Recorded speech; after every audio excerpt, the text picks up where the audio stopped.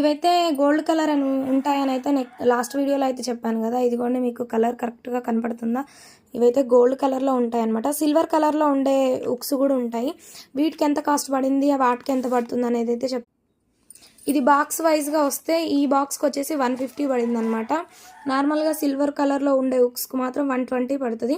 Per packet వచ్చేసి 9 రూపాయలు 8 రూపాయలు అట్లా పడుతుంది.